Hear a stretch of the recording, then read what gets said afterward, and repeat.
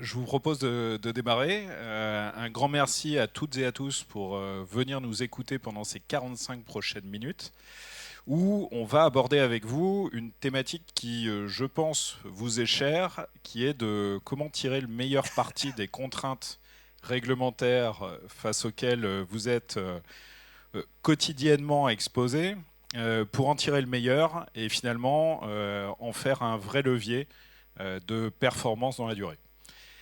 Pour ce faire, c'est un duo que vous allez avoir aujourd'hui face à vous. C'est notre partenaire privilégié qui est Ignition, représenté par Georges, qui en est le CEO. Et puis le partenaire de confiance pour en tirer la substantifique moelle et vous accompagner d'un point de vue service que nous sommes. Donc Laurent, j'ai lu, aujourd'hui présent, qui est le patron du conseil dans ma division, puisque j'ai le plaisir de diriger la division cyber de Kyndryl France. Ce qui va me permettre de pouvoir faire une transition sur qui nous sommes rapidement pour introduire cette session. Et puis vous montrer comment on peut finalement, en tant que tiers de confiance, vous accompagner autour de cette thématique. Alors, Kyndryl, on est une petite start-up de 85 000 personnes dans le monde. Pourquoi je dis une start-up? C'est qu'on est certainement la plus grosse transformation qui a eu lieu au cours des 4 dernières années. On est issu d'une spin-off d'IBM. On en était les services d'infrastructure et de conseil. Et il y a 4 ans, on a pris notre envol en étant aujourd'hui totalement détaché. Aujourd'hui, IBM est un de nos partenaires stratégiques, mais ça n'est qu'un de nos partenaires dans notre écosystème. Et par contre, on est leur premier client au niveau mondial. Donc ça a changé les rapports qu'on avait avec eux et qu'on met au service de nos clients. Donc notre métier, ça fait plusieurs dizaines d'années qu'on a l'habitude de gérer les missions critiques de nos clients au quotidien, avec une organisation qui aujourd'hui a comme centre l'humain, puisque ce sont avant tout les skills et nos collaborateurs qui nous permettent de vous accompagner au quotidien autour de vos problématiques. Pour ce faire, on est organisé autour de 6 grandes practices. Moi, j'ai le plaisir de diriger la practice cyber au niveau France. Il y a une practice cloud, une practice data et NI, une practice core, c'est-à-dire grand système, puisque ça, c'est l'héritage du passé, mais c'est votre réalité quotidienne. Donc, tout ce qui, on est le premier opérateur au monde de mainframe, mais également d'environnements de type iSeries, Unix, stockage. Une practice réseau, puisque, comme vous le verrez, on est un acteur souverain sur le marché. Cette souveraineté, elle s'exprime par 12 data centers en France pour pouvoir héberger vos données et les données de nos clients, mais également une interconnexion avec 260 data centers dans le monde, qui fait que d'un point de vue réseau, on est le premier opérateur de fibre privée au monde. C'est quelque chose que les gens ne savent pas trop. Et en fait, tout ça, on le met à votre service pour accompagner finalement vos activités au quotidien en co-management. On va dire que le outsourcing traditionnel d'il y a 30 ans, c'est fini. Et aujourd'hui, on co-manage avec nos clients leurs environnements critiques. La dernière practice, c'est la practice Digital Workplace, donc qu'on a aussi pour accompagner finalement les utilisateurs chez nos clients. Et vous avez quelques chiffres, je ne vais pas rentrer dans le détail. L'idée, c'est qu'on gère 4000 clients dans le monde, 400 clients en France. Nos clients sont aujourd'hui très fortement barycentrés dans le monde de la banque et de l'assurance, mais aussi dans l'industrie, la défense, le transport, et puis tout ce qui va être manufacture et agroalimentaire, et retail. Donc on a un spectre relativement large, mais on a un attachement tout particulier à la région niortaise. Pourquoi? Parce qu'une grosse partie de nos clients sont issus du monde de la banque, de l'assurance et de la mutuelle. Et donc on a des relations historiques avec votre cœur de métier. Aujourd'hui, par rapport à la problématique qui est la nôtre, on va l'exprimer sous l'aspect cyber, mais en fait, ça peut s'appliquer à l'ensemble de vos processus quand je parle de réglementaire, de conformité. Là, sous l'angle cyber, on va le développer ensemble, mais vous verrez que, bien évidemment, c'est transmutable sur d'autres processus. La division cyber, elle est organisée autour de 4 grands pôles au niveau mondial. On est totalement aligné au niveau local, et c'est important parce qu'encore une fois, je vous disais, on est un acteur de confiance et souverain. La conformité, c'est le premier de nos piliers, c'est à peu près un tiers de mes effectifs en France. Donc on agit comme finalement une délégation des organisations CISO, et vous avez des membres de mes équipes qui vous accompagnent au quotidien autour du monitoring de votre conformité, conformément à votre PSI, et qui monitorent l'ensemble de ces KPI. KPI qui sont essentiels, puisqu'on va le voir après. C'est ce qui fait que vous allez pouvoir vous assurer de la bonne application de votre politique interne, mais aussi de la bonne adéquation de vos activités par rapport aux réglementations qui pèsent au quotidien, comme DORA. Et je pense que c'est quelque chose qui occupe une bande passante non négligeable dans les organisations aujourd'hui dans le secteur de l'assurance et dans le secteur bancaire.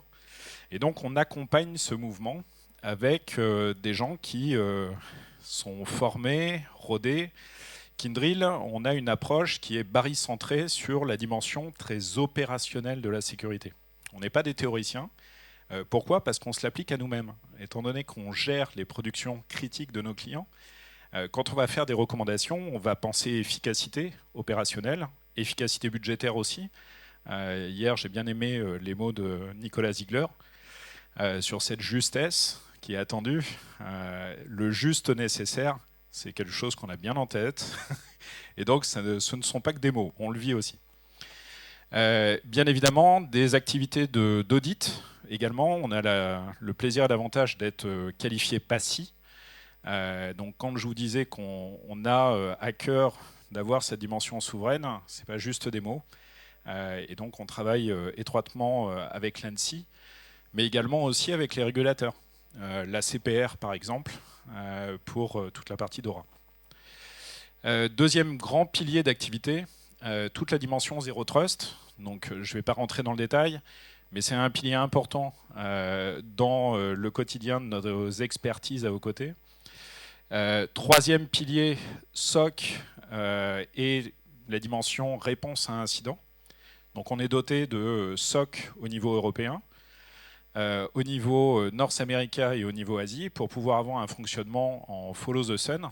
La particularité, c'est qu'on va s'adapter aux plateformes technologiques que vous avez choisies en interne, et on ne va pas vous imposer des plateformes quand on va venir s'appairer avec vos propres SOC. Et donc il faut nous considérer aussi comme une capacité de débordement pour pouvoir compléter vos expertises. Ça peut être par exemple intervenir sur un niveau 3, sur un SOC que vous avez internalisé et sur lequel vous avez à votre main le niveau 1 et le niveau 2. Donc ça peut être aussi cette capacité de débordement comme une capacité à pouvoir externaliser ce service-là aussi chez nous. Incident Response, on a une équipe de CSIRT qui est capable d'intervenir chez vous en cas de crise cyber et de travailler aussi de manière proactive pour vous accompagner dans l'amélioration continue de votre capacité à la réaction au moment où la crise va se déclencher. Donc là aussi, c'est une particularité qu'on complète par des capacités d'offensive pentest pour pouvoir vous accompagner dans les tests réguliers d'étanchéité de vos infrastructures et vous accompagner également dans la remédiation. Et enfin, le dernier pilier qui va nous intéresser aujourd'hui, puisque finalement, quand on parle conformité et réglementation, on va parler aussi de l'élévation du niveau de jeu pour pouvoir être en mesure de pouvoir finalement assurer la meilleure résilience possible à vos métiers. Et là, c'est la combinaison qui va nous intéresser aujourd'hui, qui peut s'exprimer sous d'autres formes, mais sur laquelle cette cyber-résilience est un vrai savoir-faire qu'on a depuis plus de 30 ans, qui nous permet d'accompagner nos clients autour de leur stratégie de continuité, mais également la modernisation de leur plan de continuité, en introduisant le risque cyber. Et pour ce faire, On a la chance d'avoir, je vous disais, 12 data centers en France, avec des centres de services qui nous permettent d'avoir le plus grand centre de secours en Europe. Dans ce centre de secours, c'est évidemment des assets de type coffre-fort de données, de type plateforme mise à disposition pour pouvoir reconstruire lorsque vous serez confronté à un incident qui stoppera ou détruira une partie de vos capacités. Et ça aussi, c'est du savoir-faire à vos côtés pour pouvoir tester régulièrement la stratégie que vous mettez en place. Et donc, ça fait partie aussi de nos forces qui, combinées cette expertise à des solutions comme Ignition, permettent à nos clients de pouvoir tirer le meilleur de cette pression en matière de conformité et pression réglementaire. Et je vais passer la parole à mes deux amis pour pouvoir développer cette partie-là. Merci Emmanuel. On va rentrer un petit peu dans le cœur du sujet. Et avant tout, en fait, ce que je souhaitais faire, c'est peut-être un petit rappel de cette pression réglementaire. En fait, elle est issue d'abord d'une évolution de la menace, hein, c'est-à-dire que les lois, les réglementations viennent parce que le contexte a évolué. Et on le voit en fait dans l'environnement, que ce soit dans l'environnement de la banque, de l'assurance, dans l'environnement autour des tiers. En fait, on voit le nombre de cyberattaques augmente et qui a finalement des impacts qui sont des impacts réels. Cette évolution de la menace ensuite s'induit en disant bah, tiens, si on cherche des gens plutôt seniors sur le marché, c'est des choses qui sont difficiles. Donc finalement, quand on a besoin d'aller dans de la conformité, il faut quand même connaître les réglementations, il faut savoir ce qui est applicable, comment ça doit se décliner dans une entreprise. Donc c'est pas forcément aisé quand on sort juste de l'école en fait d'y aller quelque part. Et puis après, on le voit aussi dans des clients qui ne sont pas dans le monde de l'assurance, finalement, dans leur questionnaire de cyberassurance. On leur pose un certain nombre de questions pour savoir comment ils ont décliné telle ou telle mesure. Et donc, ils n'ont pas d'autre choix d'y aller. Et donc, les réglementations sont là pour essayer de dire on élève le niveau de jeu. On essaye finalement de dire des bonnes pratiques qui existent dans certains cas depuis une dizaine d'années. On les rend obligatoires. C'est un petit peu comme on conduit, on a mis un code de la route et maintenant tout le monde doit suivre le code de la route. Et en fait, on l'a vu dans le temps, c'est-à-dire que les premières réglementations assez sérieuses, on a eu par exemple la RGPD, c'était déjà il y a 7-8 ans en fait, on est 2017-2018, qui est entré en vigueur et toutes les entreprises ont décliné un programme RGPD. Et ça a amené des nouveaux processus, ça a amené des nouveaux indicateurs dans les entreprises. Aujourd'hui, on parle de DORA, on parle de NIS2, et même chose, on ramène en fait un certain nombre de nouveaux indicateurs à produire, de nouveaux tableaux de bord, et parfois en fait c'est des choses que vous faites déjà. C'est-à-dire que dans les entreprises, on va les retrouver, mais trouver de présenter de manière différente et dans différents silos, etc. Et ce qu'on va creuser en fait, et ce qu'on creuse et ce qu'on travaille avec Ignition, c'est vraiment la capacité à construire une plateforme qui va pouvoir finalement fournir l'ensemble des indicateurs, aller chercher la donnée au bon endroit et aussi finalement cette donnée à y amener de l'intelligence humaine ou artificielle d'ailleurs pour pouvoir finalement comparer deux informations entre elles, produire l'analyse et avoir des indicateurs qui soient des indicateurs pertinents. Merci Emmanuel. Donc on en parlait un petit peu, mais évolution de la réglementation, c'est d'abord quoi? C'est d'abord ce qu'on disait résilience accrue. Donc c'est vraiment élever le niveau de jeu pour dire une attaque va arriver un jour ou l'autre. Vous pouvez mettre toutes les mesures en place. Un jour, ça finira par rentrer. Ça rentre souvent, le plus souvent par l'humain, d'ailleurs. C'est pour ça qu'on met souvent la sensibilisation en acte 1 d'un point de vue cybersécurité. Mais une fois que ça rentre, il faut être capable de reconstruire son système d'information. Êtes-vous prêt à ça? C'est-à-dire souvent, on a des sauvegardes, mais on ne teste jamais ces sauvegardes. Donc finalement, on n'a pas testé son parachute. Et le jour où il faut sauter, on n'est pas sûr qu'il va s'ouvrir. Bon. Non, tout à fait. Bon, la notion de tiers, c'est-à-dire on contractualise, on externalise des activités, on a besoin de ces tiers. Ces tiers, c'est souvent des partenaires d'ailleurs. Mais même chose, s'ils n'ont pas le même niveau de jeu d'un point de vue sécurité ou résilience, ils peuvent introduire des risques. Donc même chose, ça amène des conditions à faire. Et puis je vais aller directement au point 6 en fait. Ce qui est important aussi, c'est de démontrer qu'on est conforme et d'appliquer en fait ces mesures. Donc on parle d'application stricte. Donc demain, il y a un audit, il y a un point de contrôle. Il faut être capable de dire j'ai des points de mesure, je connais ma situation, je connais mes risques et ma direction est au courant de ces risques et on les traite avec la direction. Eux aussi ont pris un rôle très important. Et ce qu'on va traiter là, en fait, c'est de se dire comment démontrer de sa conformité, bonne ou mauvaise en fait. Il faut déjà connaître finalement l'état de situation et après mettre en place les actions pour rentrer dans une mécanique d'amélioration continue et de traitement des risques. Et si on se retourne maintenant un petit peu sur son organisation, en fait, quand on est dans ce type de dispositif de dire je veux pouvoir avoir une visibilité complète de mes différents processus, quels que soient les processus. Donc là, moi, je vais raisonner très cybersécurité ou résilience, mais comme le disait Emmanuel tout à l'heure, on peut le décliner finalement par rapport à n'importe quel état de conformité. Les points qu'on va rencontrer, c'est on est dans une grosse entreprise, en fait, on a tendance à avoir quand même des silos. Donc chaque direction, finalement, va avoir la responsabilité d'un certain nombre de processus. Dans cette même direction, on va retrouver des équipes. Et en fait, il faut aller chercher l'information directement dans ces équipes. On n'en a pas forcément le niveau de transparence. Et comment ça remonte concrètement ? C'est les fichiers Excel dans l'entreprise. On a du mal à avoir une supervision globale finalement, c'est-à-dire dire comment je reconsolide tout ça. Souvent on a des chargés de contrôle en fait, et ces chargés de contrôle, ils font la collecte des responsables de processus, ils viennent, ils vont collecter un ensemble d'indicateurs, mais ils sont dans une situation où finalement ils collectent des fichiers ou des données qu'ils ne peuvent pas en eux-mêmes totalement vérifier.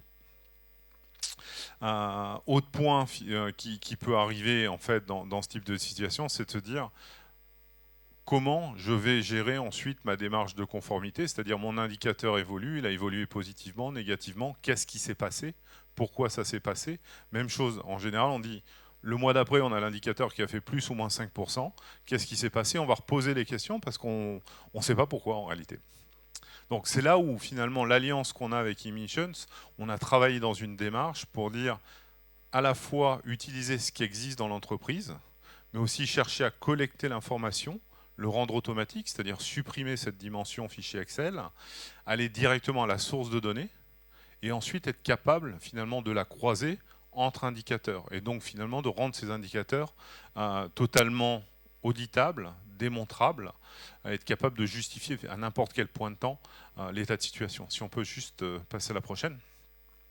Donc on est vraiment dans une relation dynamique où nous, côté Kyndryl, on va avoir une démarche plutôt sur la partie fond, c'est-à-dire normatif, c'est-à-dire que typiquement, quoi mesurer, que mesurer par rapport à un niveau de maturité de l'entreprise et par rapport à tel ou tel point de contrôle dans les réglementations, c'est-à-dire selon son niveau de maturité, c'est vrai qu'on peut démarrer d'une base d'une dizaine d'indicateurs simples, et quand on évolue finalement d'un point de vue maturité, on a vu des tableaux de bord, on avait jusqu'à 800, 850 KPI, en fait, pour mesurer l'intégralité des processus. Mais même chose, ça ne se fait pas en 6 mois.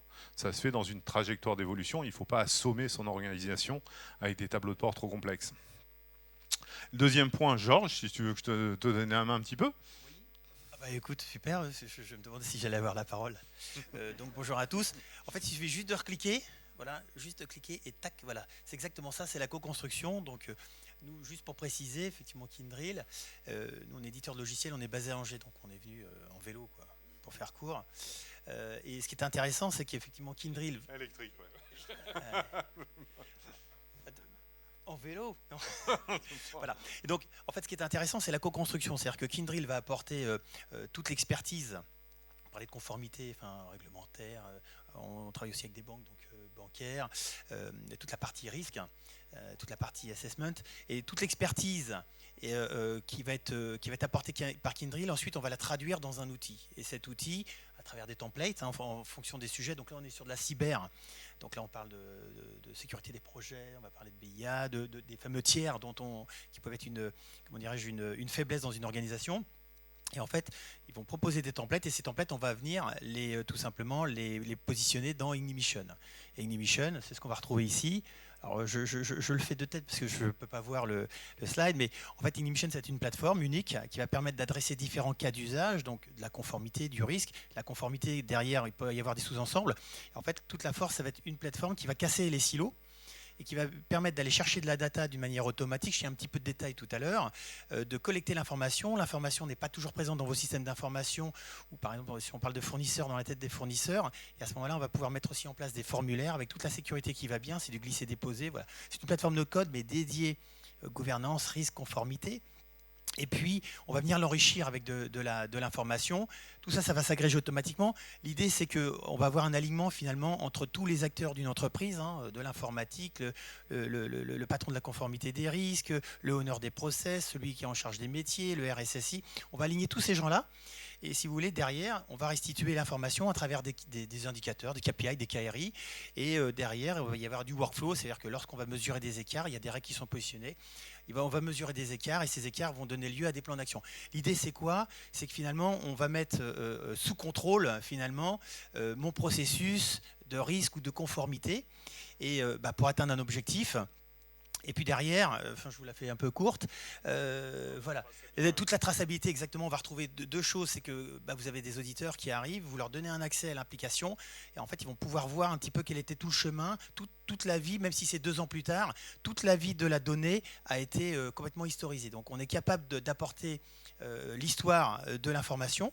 Et l'autre point, c'est aussi les évidences, ou les pièces jointes, voilà, quand vous devez apporter des justifications, voilà, tout est stocké dans l'application. Voilà. Et après, si on descend un petit peu, je ne sais plus si c'est à moi. Ce n'est pas à moi. Je peux reprendre la main, mais bon, 2 minutes. La main. Mais on aura l'occasion d'en reparler quand même un petit peu. En fait, dans la démarche, on le voit, c'est-à-dire qu'on consolide les tableaux de bord, c'est souvent des fichiers Excel, c'est time consuming, et en fait, ça fatigue les organisations, c'est-à-dire on reçoit toute la journée plein de fichiers Excel à consommer, pas forcément évident. Donc après, quand on est dans une démarche pour dire on veut industrialiser sa conformité, l'opérationnaliser, de l'autre côté, il y a des existants dans les entreprises. Il y a toujours des choses à réutiliser, des indicateurs à utiliser, comprendre d'où vient la source, comment ils sont calculés et quoi mettre en valeur. Donc on a toujours une démarche dans la dimension conseil de dire on fait une analyse de l'existant, on comprend. Après, deuxième point, on est dans de la conception de points de contrôle. Georges en parlait un petit peu. Donc c'est vrai qu'on a des catalogues, on a l'expérience, on l'a tourné sur un ensemble de clients. Donc on a des jeux d'indicateurs. Maintenant, ces jeux d'indicateurs, il faut l'adapter à l'entreprise, à la maturité et à la capacité à les générer. Donc on peut faire des indicateurs dans un premier temps qui soient principalement qualitatifs. Et l'idéal, c'est si on veut aller dans une vraie démarche de conformité réglementaire, il faut être capable de produire du quantitatif et de pouvoir finalement les démontrer en croisant différents niveaux d'information. Mais même chose, ça se fait dans une démarche progressive de transformation, de gestion de changement et idéalement d'automatisation parce que des indicateurs quantitatifs, lorsqu'ils sont calculés manuellement, ça va être très intensif d'un point de vue ressources et finalement ça va impacter d'un point de vue coût l'ensemble de l'organisation. Et puis après, on rentre dans la fameuse amélioration continue où finalement, le but, c'est d'être exigeant, mais de monter graduellement le niveau d'exigence. C'est-à-dire, il ne faut pas non plus aller vers l'impossible parce que finalement, c'est amener son projet et son projet à l'échec. Par contre, graduellement augmenter le niveau d'exigence, introduire de nouveaux indicateurs en disant ceux-là seront réalistes et c'est un bon objectif pour l'organisation, c'est la bonne chose à faire, quoi. Je te repasse un petit peu la main, Georges. Absolument. Merci. Alors, normalement, ça descendait au fur et à mesure, mais je vous l'ai déjà évoqué. En fait, Ignition, voilà, c'est une plateforme.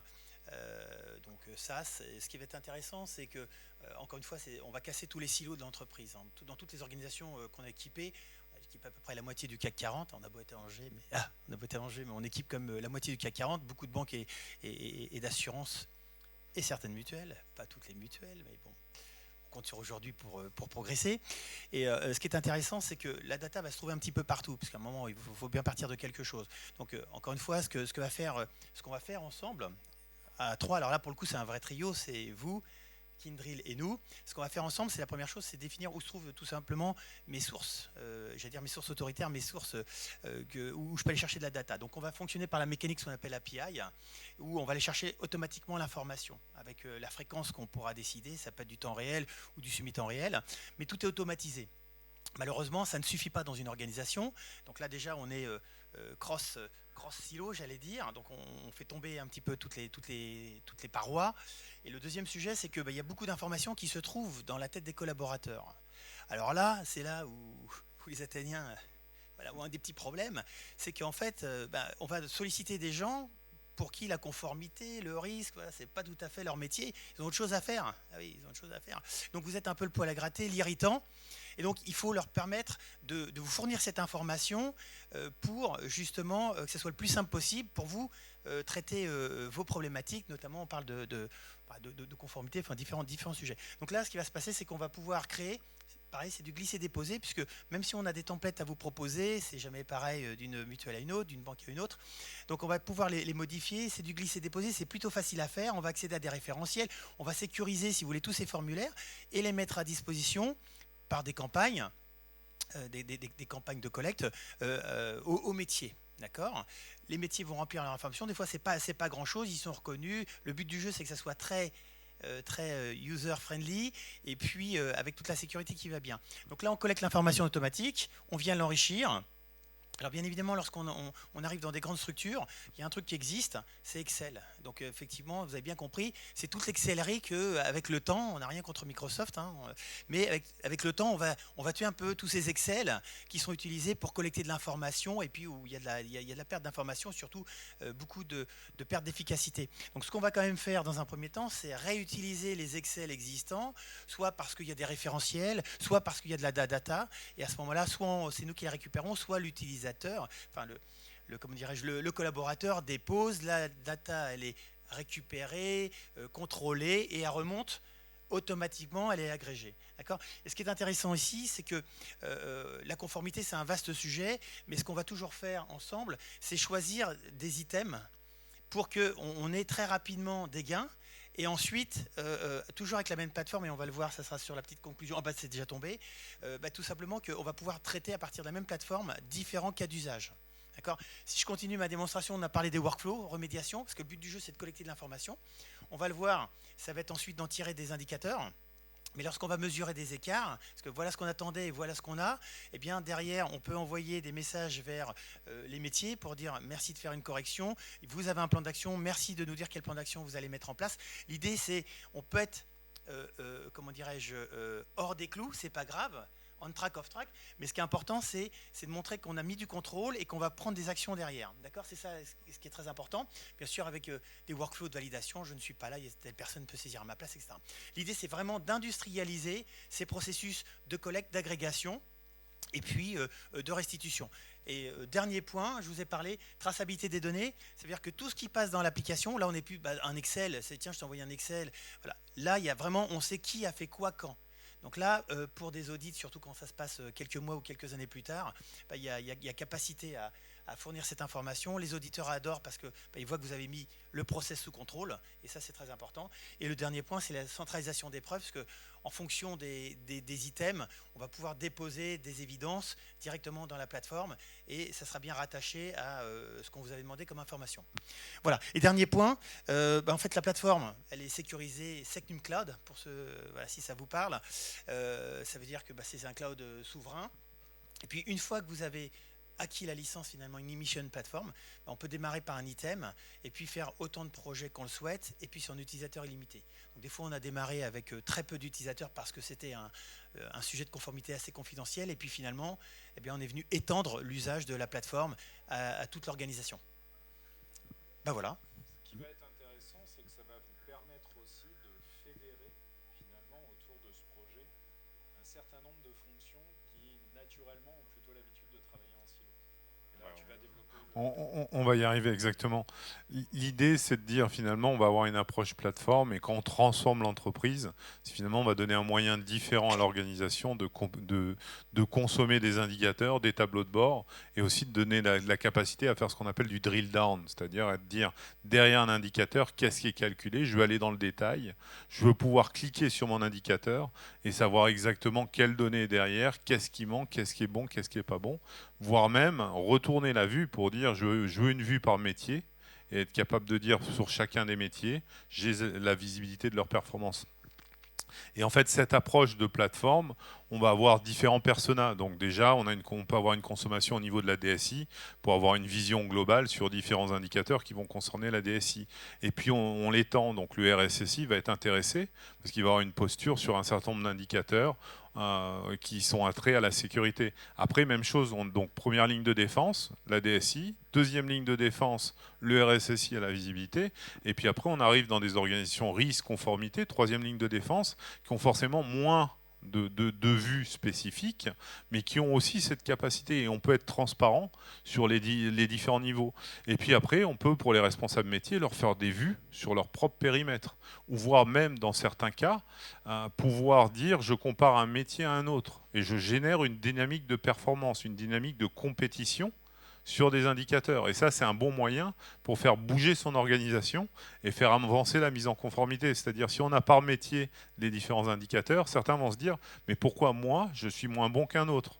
Et en fait, le premier qui va commencer à pédaler pour dire j'avance dans la progression, va faire pédaler les autres. Et celui qui va se retrouver dernier de la course ne sera pas forcément dans une position facile et qui ne va pas pouvoir tenir longtemps. Donc ça, c'est une démarche qui permet vraiment de déclencher au niveau de l'entreprise.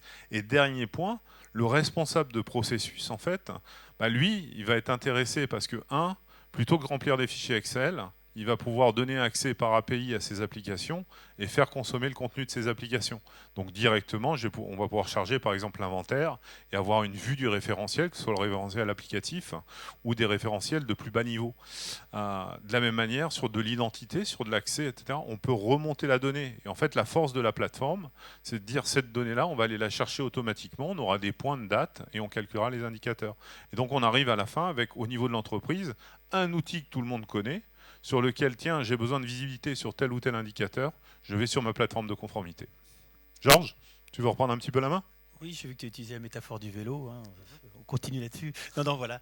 Donc, en fait, voilà, une fois qu'on a collecté toute cette information, je crois que tu en as pas mal parlé, tout simplement, comme on a fait tomber finalement on a pénétré tous les silos, on n'a plus qu'une vue unique. Donc, on va parler d'une vue ici 360 de la performance. Alors, ça veut dire quoi ? Ça veut dire que finalement, en fonction tout simplement de mon profil, des droits que j'ai d'accès, je vais voir mon périmètre ou tout le périmètre ou toute l'entreprise. Donc là, le but du jeu, ça va être de fournir finalement tout un set de tableaux de bord ou de KPI qui vont permettre cette fois-ci de savoir si je suis dans les clous ou pas dans les clous. Ce qui est intéressant, c'est que ici, alors bien évidemment, on parle d'un niveau décisionnel puis un alignement avec les objectifs opérationnels. Ce qui est important ici, c'est que finalement, il n'y a plus qu'une seule vérité. D'accord ? Plutôt que chacun arrive avec ses petits chiffres en disant qu'on est dans les clous ou pas dans les clous. En général, on est dans les clous quand on va en réunion. Sinon, on sait qu'on a des petits soucis. Mais là, l'idée, c'est d'avoir finalement un seul endroit où la donnée est et tout le monde a accès à cette information. Voilà, c'est ça le plus important qu'il faut retenir. Et puis, on le reprécise, on le répète, on élimine les silos. Voilà, c'est ça qu'il faut retenir. Et si on va sur le slide d'après, on essaie... Ah c'est plus moi. Allez, je reprends un petit peu. En fait, l'idée, j'ai voulu illustrer quelques exemples d'indicateurs en fait, de KPI qu'on peut générer dans une organisation. Donc là, ça a trait à la partie cybersécurité, mais ça montrera un petit peu le niveau de détail. C'est-à-dire quand on commence en fait et on déploie une PSSI dans une entreprise, le premier indicateur qu'on va avoir en sécurité, c'est un indicateur qualitatif. Est-ce qu'on a une PSSI ? Est-ce que la PSSI est à jour ? On commence par ça. Deuxième point, on parlait de la sensibilisation. L'humain est toujours derrière, finalement, c'est lui qui va cliquer à un moment donné. Donc un des points les plus importants qu'on cherche à mesurer quand on monte en maturité, c'est le programme de sensibilisation. Est-ce que tout le monde a fait sa sensibilisation annuelle ? Même chose, là c'est une première donnée finalement. Si on pourrait la chercher en automatique dans la plateforme d'e-learning, on gagnerait un petit peu de temps. Donc c'est quelque chose qu'on peut alimenter en tant que tel et aller chercher cette information. Mais après, on va descendre d'un point de vue finesse et on va aller sur des indicateurs qui sont un peu plus techniques. Gestion des accès, on veut s'intéresser par exemple, on doit faire des revues d'accès périodiques. C'est un requis dans l'organisation. Donc est-ce qu'on a bien fait nos revues d'accès ? Soit on a quelque chose qui est déclaratif, en fait, et on va avoir une soumission déclarative, soit on peut aller voir l'équipe identité, au travers de la plateforme, aller consommer la donnée et reporter la donnée en automatique. Il y a d'autres indicateurs qui sont compliqués. La gestion des vulnérabilités, il faut corriger les vulnérabilités sur les systèmes, ce qu'on appelle du patch management. Le patch management, il y a un outil qui est géré par les équipes en général autour des postes de travail, des infrastructures Windows, etc. Il y a une autre organisation qui dit « moi je suis en charge du périmètre, je gère l'inventaire ». Et si on veut des indicateurs pertinents, il faut être capable de croiser les deux informations et dire par rapport à l'inventaire, est-ce que tous les serveurs qui ont une sensibilité critique pour l'entreprise, par exemple, je les ai bien patchés ? Donc souvent, ça se fait à la main. Mais en fait, quand on croise vraiment les deux informations, on se rend compte que le périmètre des équipes, en fait, côté infrastructure, n'est pas le même périmètre que ceux qui est vu du côté référentiel applicatif, système critique, etc. La force de la plateforme, c'est qu'on va croiser les deux. Et ensuite, on va pouvoir finalement pousser l'organisation à améliorer la qualité de données et en fait corriger quelque part de chacun des côtés. C'est-à-dire on va créer le liant entre les deux silos, on parlait de silos, et on va faire que les deux silos communiquent pour améliorer la performance de l'entreprise. Et ça, c'est un point important parce que ça met finalement ce tableau de bord de conformité en position de force et à faire bouger. Ce n'est pas des choses qui seront en 3 jours, ça prendra 1 an de dire on a recorrélé les deux référentiels, mais finalement l'organisation aura progressé. Puis après, on peut aller plus loin. Donc, on parlait des sauvegardes, restauration. Idem, c'est encore des référentiels différents. On a toujours besoin des gens de l'inventaire, mais il faut aller voir les gens de la sauvegarde. De la même manière, on peut croiser, s'assurer qu'on a bien des sauvegardes. Et puis après, progressivement, on mesure aussi les tests de restauration. Et puis après, au bout du bout, on peut aller aussi dans des indicateurs plus évolués. C'est-à-dire, finalement, par exemple, pour mesurer la partie détection, réponse, incident, on est censé regarder la performance, c'est-à-dire le temps moyen pour répondre à un incident de cybersécurité. Même chose, on peut mettre des choses en place pour aller consommer de la donnée vers les équipes de détection, de réponse à incident, et pouvoir calculer automatiquement ces indicateurs. Et on arrive sur des points pertinents pour l'organisation, et on amène une vraie valeur, mais aussi on fait que l'organisation s'améliore, parce que des équipes qui ne parlaient pas forcément entre elles se retrouvent à devoir parler entre elles, parce qu'on compare les données de l'un à l'autre des mondes. C'est là aussi où la réglementation n'est pas que négative, en termes de lourdeur pour les équipes, ça va finalement guider une élévation du niveau de jeu. Parce que un DORA, son objectif final, c'est de permettre la résilience de l'activité de l'entreprise au plus loin. Et donc, quand tu parles d'un temps moyen de restauration, ça permet aussi d'aller rencontrer les objectifs fixés par la réglementation. Donc, finalement, on essaie d'avoir un cercle vertueux et pas uniquement une workload qui s'alourdit. Peut-être un éclairage sur les références ? Oui, absolument. Donc voilà, on a mis ici quelques références Ignition, donc alors de la banque et de l'assurance, pas de mutuelle pour le moment. Enfin, si, mais on ne peut pas en parler. Ce qui est intéressant, c'est quoi? C'est qu'en fait, souvent, on a démarré. Vous parlez d'une plateforme donc, qui va casser un petit peu tous ces silos. Et puis une plateforme, en fait, on démarre souvent sur un projet. Donc Crédit Agricole, c'est le parfait exemple. C'est une grande structure. On a démarré sur un premier sujet. Donc on parle de conformité réglementaire ou bancaire. On va avoir des sujets type KYC, connaissance du client. D'accord.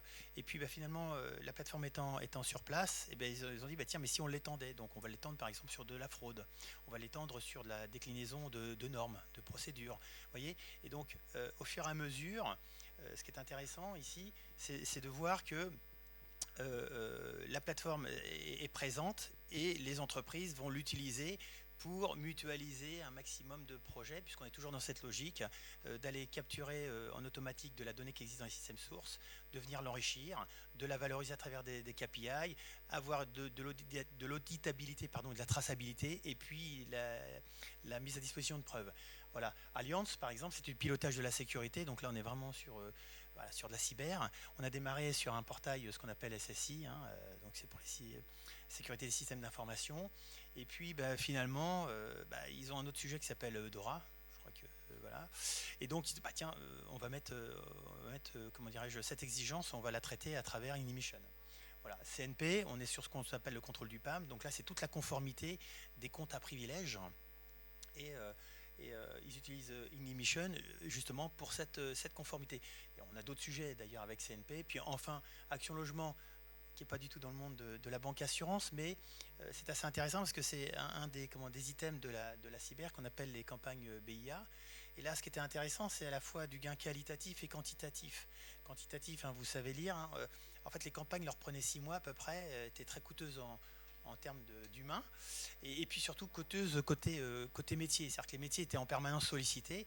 L'objectif ici, c'était d'industrialiser cette démarche avec un outil, Ignition, ce qui a permis de passer de 6 à 2 mois, donc ils peuvent lancer des campagnes plus régulièrement, mais surtout d'un point de vue, donc là il y a du ROI bien évidemment, mais surtout d'un point de vue, lorsque les équipes cyber sollicitent maintenant les métiers, ça va beaucoup plus vite. Donc les métiers qui ont...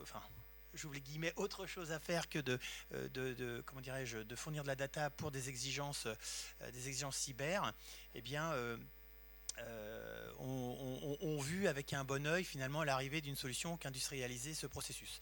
Voilà, c'était juste quelques exemples. Encore une fois, on en a plein d'autres, mais c'était juste pour illustrer un petit peu notre propos. Et je crois qu'on est dans les temps.